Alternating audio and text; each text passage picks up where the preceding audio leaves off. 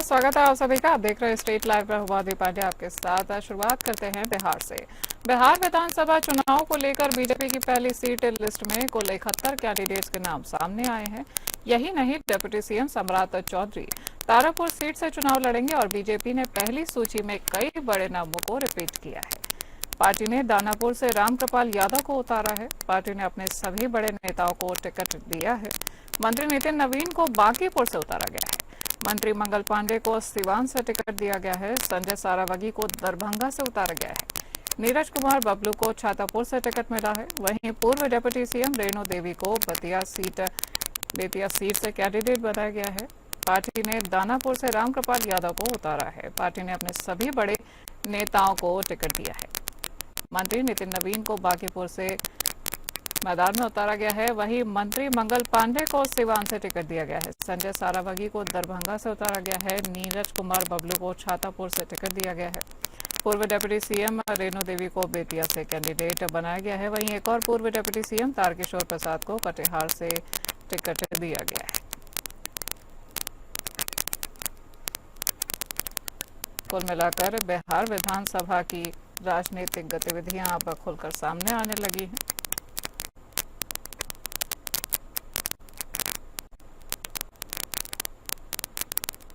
पूर्व केंद्रीय मंत्री रामकृपाल यादव ने भाजपा विधायक मिश्रीलाल यादव पर निशाना साधते हुए कहा कि अगर उन्हें पार्टी छोड़नी है तो वे जा सकते हैं, लेकिन गलत बयानबाजी कर बिहार की जनता को गुमराह न करें। रामकृपाल यादव ने कहा कि भाजपा ने मिश्रीलाल यादव को विधायक बनाकर सम्मान दिया था, लेकिन अब वे बेवजह बयान देकर भ्रम फैलाने का काम कर रहे हैं। उन्होंने कहा कि भाजपा ही एक ऐसी पार्टी है जो शोषित और पीड़ित वर्ग के लोगों को सम्मान देने का काम करती है। भाजपा ने अति पिछड़े वर्ग से आने वाले नरेंद्र मोदी को प्रधानमंत्री बनाकर इतिहास रचा है। रामकृपाल यादव ने कहा कि मिश्रीलाल यादव की पार्टी छोड़ने से भाजपा को कोई फर्क नहीं पड़ा है, क्योंकि जनता पार्टी के साथ है। और साथ ही उन्होंने बताया कि भाजपा ने चिराग पासवान और जीतन राम मांझी जैसे दलित समाज के नेताओं को भी सम्मान दिया है और उन्हें मंत्री बनाकर आगे बढ़ाया है।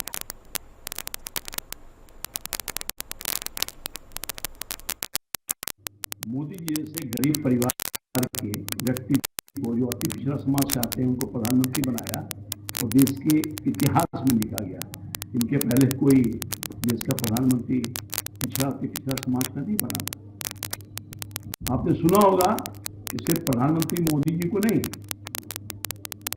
मोहन यादव जी भी हैं जो मध्य प्रदेश के मुख्यमंत्री के रूप में हैं।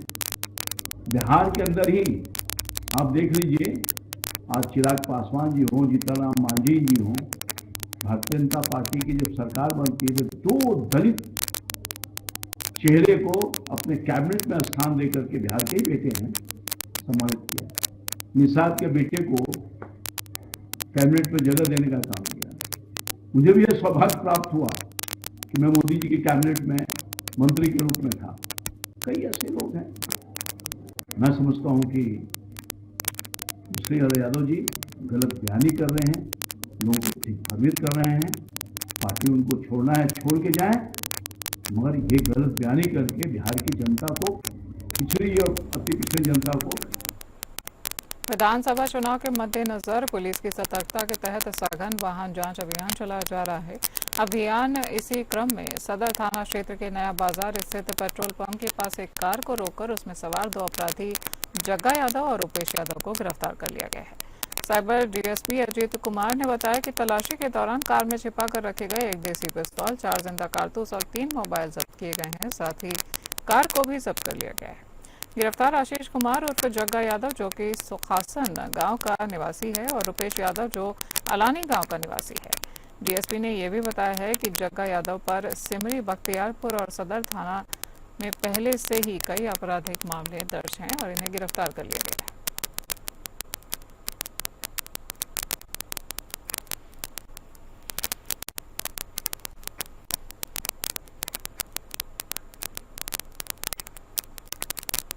तो करेंगे झारखंड का।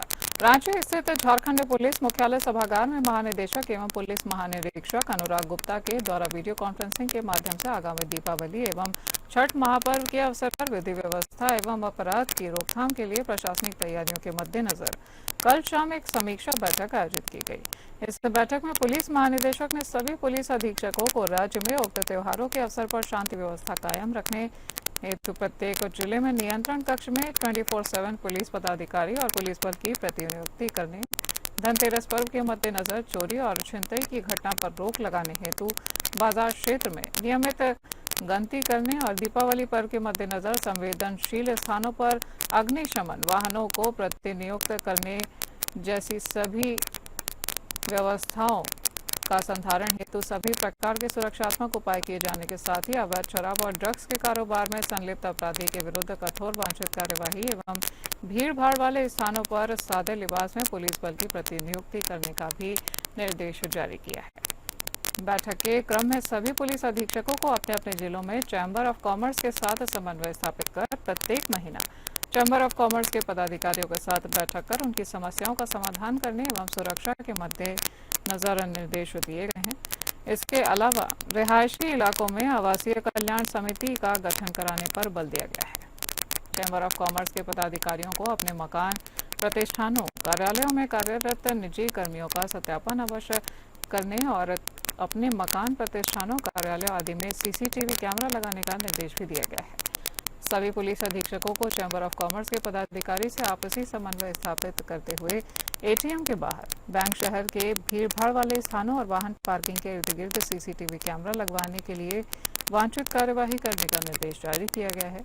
आपको बता दें कि इस बैठक में पटेल मयूर कन्हैयालाल, पुलिस महानिरीक्षक प्रोविजन चौथे मनोज रतन और पुलिस उप महानिरीक्षक अनुरंजन किस्पोट्टा, पुलिस उप महानिरीक्षक कोल्हान अरविंद कुमार और पुलिस अधीक्षक federation of Jharkhand chamber of commerce and industries Ranchi के अध्यक्ष आदित्य मल्होत्रा, उपाध्यक्ष प्रवीण लोहिया एवं वीडियो कॉन्फ्रेंसिंग के माध्यम से सभी वरीय पुलिस अधीक्षक झारखंड एवं सभी जिलों के चैम्बर ऑफ कॉमर्स के अध्यक्षों ने भाग लिया है।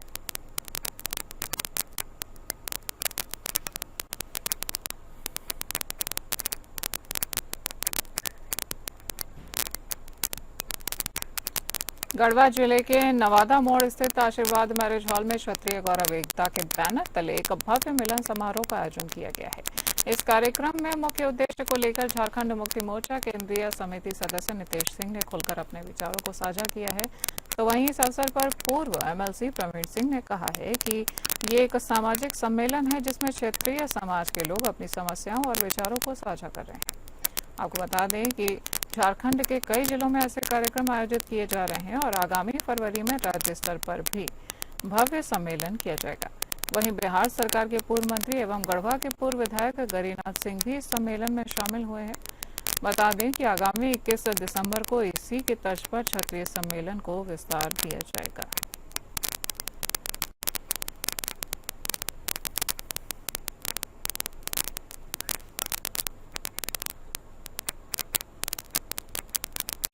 शिक्षा का जो अभाव है, कैसे बच्चे लोग आगे बढ़ेंगे, पढ़ेंगे, हमारी कैसे भागीदारी मिलेगी, इन्हीं सब बातों पर पारिवारिक चर्चा गढ़वा जिला में हमारे याद में पहली बार इस तरह का बैठक की गई है और बहुत अच्छा लगा कि सब हम लोग इस बैठक के माध्यम से अपने जो परिवार के लोग हैं, शादी विवाह है, पढ़ाई लिखाई है, शिक्षा है, इसमें सब कोई मिलने जुलने का एक अवसर प्राप्त हुआ और आगे भी इस तरह का आयोजन होता रहे और सबको मिलने का एक दूसरे को मौका मिले।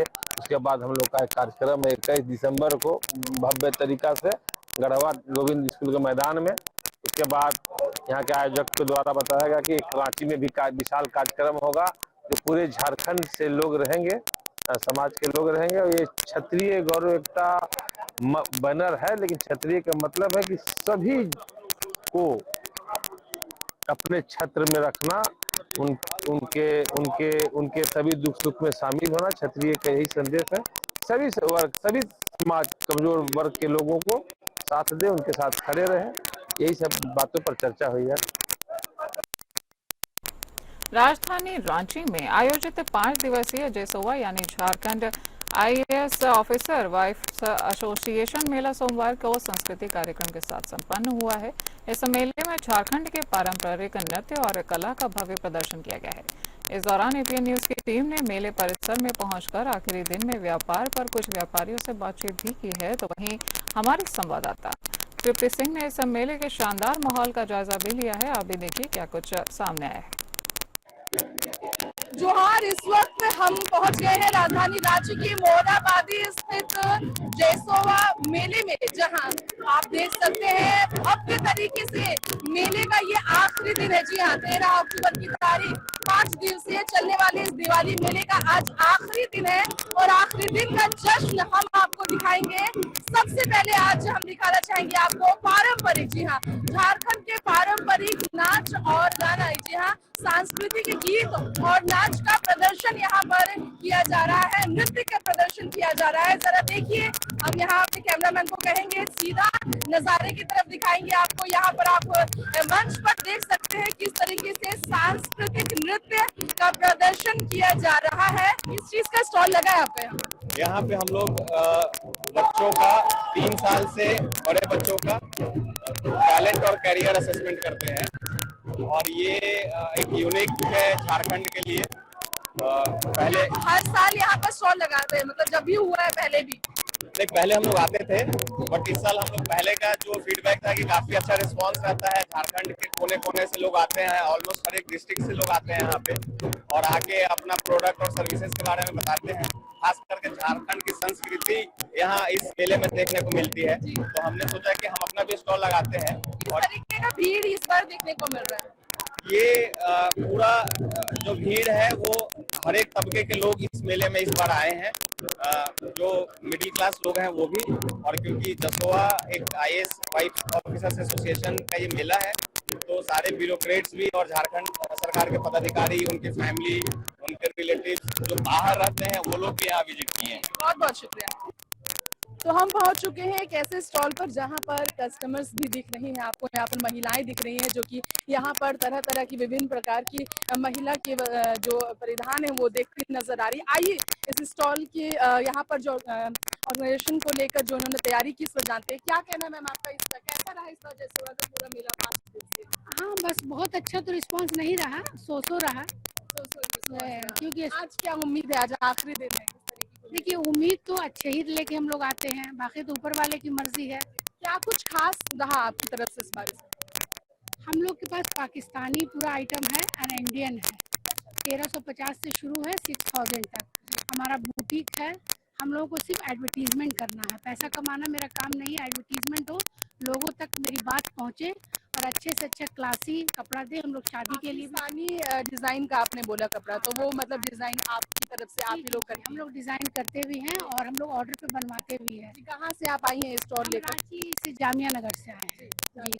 हम लोग शादी का गरारा, लहंगा सब कुछ हम लोग डिजाइन करवा करके देते हैं, ऑनलाइन ऑफलाइन दोनों। हम लोग देखना होगा कि आज का ये आखिरी दिन कितना खूबसूरत होता है। फिलहाल के लिए हम यहीं पर आपसे इजाजत लेना चाहेंगे। कैमरामैन दीपक के साथ एपीएन न्यूज से मैं तृप्ति, रांची से नमस्कार।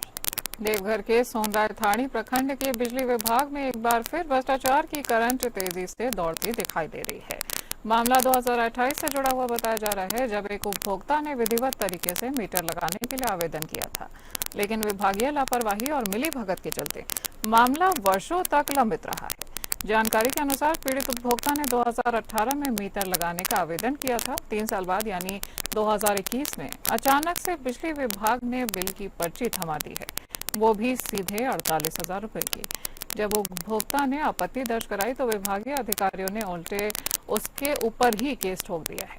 पीड़ित के मुताबिक उस केस से छुटकारा पाने में ही उसका 50,000 रुपए खर्च हो गया है। इसके बाद जब लोग अदालत में उसका मामला गया है तो समय के अभाव में वह सुनवाई में नहीं जा सका है और कुछ ही दिनों बाद उसे 22,000 रुपए का जुर्माना थमा दिया गया है। लगातार गिड़गिड़ाने और निवेदन करने के बाद जुर्माना घटाकर 12,000 कर दिया गया है, लेकिन कहानी यहीं पर खत्म नहीं होती है। पीड़ित का सनसनीखेज आरोप है कि जब उसने जुर्माने की रकम जमा करने की कोशिश की तो बिजली विभाग के एसडीओ ने कैश न होने का हवाला देते हुए किसी अजित कापरी का फोन पे नंबर दिया और निर्देश मिला कि पैसा उसी खाते में भेजा जाए। तो ले देकर कहीं न कहीं बिजली विभाग की लापरवाही पर सवाल ये मामला खड़ा करता है।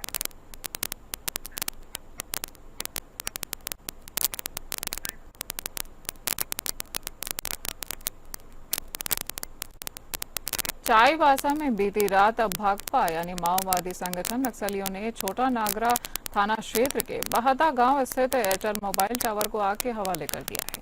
ग्रामीणों के अनुसार करीब दर्जन भर हथियारबंद नक्सली देर रात अचानक गांव में पहुंचे हैं। उन्होंने पहले ग्रामीणों को घरों में बंद रहने की चेतावनी दी है, फिर टावर पर लगे पैनल और बैटरी उपकरणों में पेट्रोल डालकर आग लगा दी है। कुछ ही मिनटों में टावर धधक उठा है और पूरे इलाके में लपटें दिखने लगी हैं।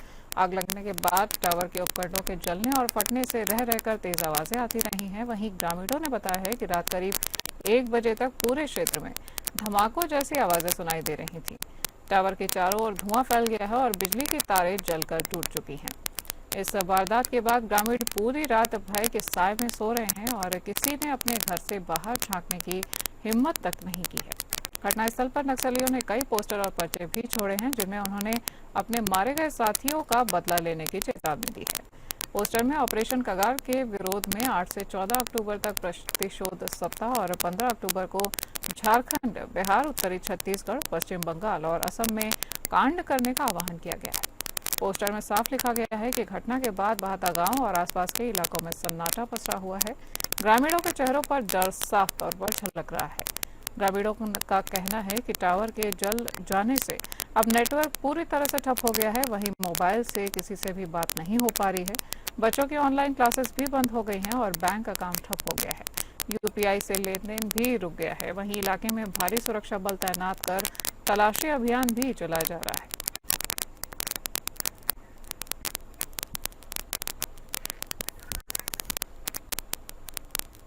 मुख्यमंत्री विष्णुदेव साय की अध्यक्षता में मंत्रालय में आयोजित कलेक्टर डीएफओ संयुक्त कॉन्फ्रेंस में प्रदेश के वन प्रबंधन, तेंदुपत्ता संग्राहकों के हित, लघु वनोपजों के मूल्य संवर्धन यानी वैल्यू एडिशन, इको टूरिज्म, औषधीय पौधों की खेती और वनों से जुड़ी आजीविका के विविध आयामों पर विस्तृत चर्चा की गई है। मुख्यमंत्री विष्णुदेव साय ने कहा कि तेंदुपत्ता संग्राहक हितग्राहियों की संख्या आज 12 लाख से अधिक हो चली है, जो हमारे सामूहिक प्रयासों की सफलता का प्रमाण है। उन्होंने कहा कि इस उपलब्धि के लिए आप सभी को बधाई के पात्र हैं और मुख्यमंत्री ने कहा कि अब आवश्यकता इस बात की है कि हम वन उपज का अधिकतम वैल्यू एडिशन करें। उन्होंने कहा कि राज्य में वन धन केंद्रों की संख्या बढ़ाने की जरूरत है ताकि ग्रामीणों को अधिक आय के साधन मिल सके और वे आत्मनिर्भरता की दिशा में आगे बढ़ सकें।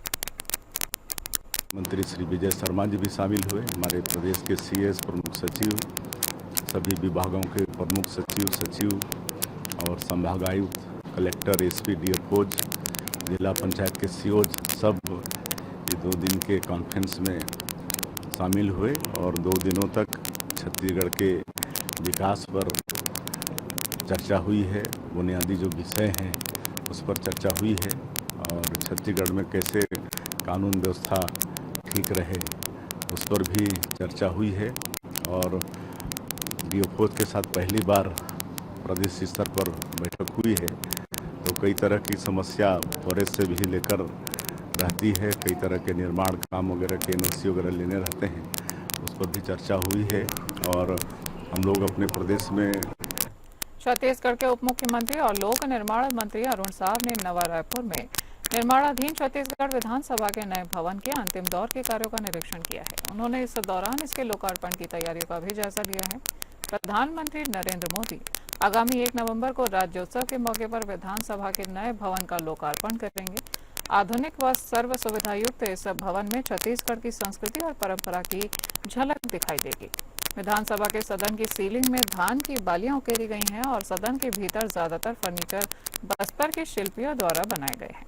उप मुख्यमंत्री साव ने विधानसभा के नवनिर्मित संपूर्ण परिसर का भ्रमण कर अंतिम चरण के कार्यों को देखा है और अधिकारियों को आवश्यक दिशा निर्देश भी दिए हैं। उन्होंने यहां स्थापित एयर कंडीशनिंग चिलर प्लांट का भी अवलोकन किया है। साव ने कहा है कि नवीन विधानसभा भवन सभी आधुनिक सुविधाओं से लैस है और इसे 3 सेक्टरों में विभाजित किया गया है। भवन के सिविल कार्य पूर्ण हो चुके हैं और फिनिशिंग कार्य अभी अंतिम चरण में है। दीपावली के बाद शिफ्टिंग का काम भी शुरू कर दिया जाएगा। उप मुख्यमंत्री साव ने कहा कि आगामी 1 नवंबर को छत्तीसगढ़ राज्य के निर्माण के 25 वर्ष पूरे हो जाएंगे। राज्योत्सव के अवसर पर आयोजित भव्य समारोह में प्रधानमंत्री नरेंद्र मोदी के कर कमलों से विधानसभा के नए भवन का लोकार्पण किया जाएगा। उन्होंने कहा कि मुख्यमंत्री विष्णुदेव साय के नेतृत्व में छत्तीसगढ़ नित नवीन आयाम तय कर रहा है और विधानसभा का ये नवनिर्मित भवन छत्तीसगढ़ के इतिहास में एक बहुमूल्य उपलब्धि होगी। प्रकार की व्यवस्था और आधुनिक तकनीक का इस्तेमाल हुआ है। आने वाले समय में पेपरलेस विधानसभा हो, इन सारी चीजों को ध्यान में रखकर इस विधानसभा का डिजाइन किया गया। साथ ही छत्तीसगढ़ की कला और संस्कृति भी इसमें समाहित है। धान की बाली हो, बस्तर के टीचू हो, उसका भी इस्तेमाल हुआ है और निश्चित रूप से ये छत्तीसगढ़ का सबसे बड़ा पंचायत का भवन छत्तीसगढ़ की 3 करोड़ जनता के आस्था और विश्वास का केंद्र बनेगा। छत्तीसगढ़ के 3 करोड़ लोगों के लिए नीति और नियम बनाने का काम यहाँ से होगा तो निश्चित रूप से बहुत ऐतिहासिक और गौरवशाली पल होगा जब 1 नवंबर को हमारे विधानसभा भवन का लोकार्पण देश के प्रधानमंत्री माननीय नरेंद्र मोदी जी करेंगे। रायपुर लोकसभा क्षेत्र में सांसद खेल महोत्सव का प्रथम चरण बड़ी ही उत्सव भव्यता के साथ संपन्न हो रहा है। विभिन्न जोन सिलियारी, परस्तराई और सांकरा, खम्हियारी, कनकी और माना बस्ती में आयोजित इन प्रतियोगिताओं में हजारों ग्रामीण खिलाड़ी अपनी प्रतिभा और खेल कौशल का प्रदर्शन कर रहे हैं। सिलियारी जोन में 16 गांव के 380 खिलाड़ियों ने, परस्तराई जोन में 19 गांव के 400 खिलाड़ियों ने, सांकरा जोन में नीनवा, किरना, मोहदा, सांकरा आदि 19 ग्राम पंचायतों के विद्यार्थी और खिलाड़ियों ने और खम्हियारिया जोन में 16 ग्राम पंचायत, कनकी जोन में 32 ग्राम पंचायत, मानाबस्ती जोन में 21 गांव के 600 खिलाड़ियों ने इसमें प्रतिस्पर्धा में भाग लिया है। सांसद ब्रजमोहन अग्रवाल ने कहा कि सांसद खेल महोत्सव के माध्यम से ग्रामीण और शहरी क्षेत्रों में खेल प्रतिभाओं को एक साझा मंच मिल रहा है। यह आयोजन न केवल खेलों को बढ़ावा दे रहा है बल्कि परंपरागत खेल संस्कृति को भी पुनर्जीवित कर रहा है।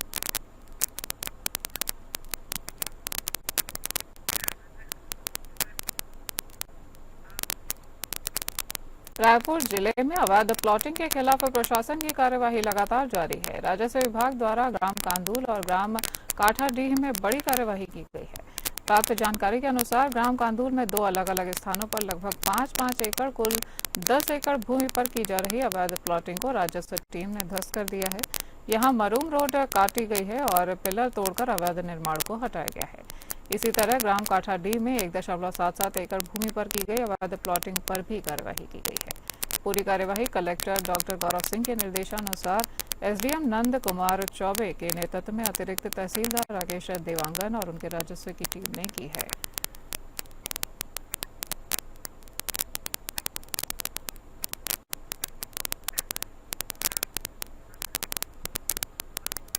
बात करेंगे मध्य प्रदेश की। मध्य प्रदेश के इंदौर जिले में सोमवार देर शाम खेतिहार मजदूरों को ले जा रही एक ट्रैक्टर ट्रॉली पलट जाने से 3 लोगों की मौत हो गई है, जिसमें 2 महिलाएं और एक नाबालिग लड़की शामिल हैं। इसके अलावा हादसे में 24 अन्य मजदूर भी घायल हो गए हैं। एक पुलिस अधिकारी ने यह जानकारी साझा की है। एसडीपीओ प्रशांत भदौरिया ने बताया है कि ये दुर्घटना चंद्रावतीगंज थाना क्षेत्र में हुई, जब दिन भर काम करने के बाद घर लौट रहे खेतिहार मजदूरों को ले जा रही ट्रैक्टर ट्रॉली एक पुलिया के पास पलट गई है। उन्होंने बताया कि जिला मुख्यालय से लगभग 50 किलोमीटर दूर हुई इस घटना में लगभग 45 साल की 2 महिला मजदूरों ने जान गंवाई है, जिनका नाम जानी बाई और कमला बाई है। इन दोनों की मौत हो गई है, जबकि घायलों में 14 साल की एक नाबालिग लड़की अर्पिता ने अस्पताल ले जाते समय दम तोड़ दिया है। एसडीपीओ ने बताया है कि दुर्घटना में घायल हुए 24 मजदूरों को सांवेर कस्बे और इंदौर के अस्पतालों में भर्ती किया गया है। भदौरिया ने बताया कि घायलों में से एक की हालत गंभीर है और दुर्घटना के कारणों की जांच की जा रही है।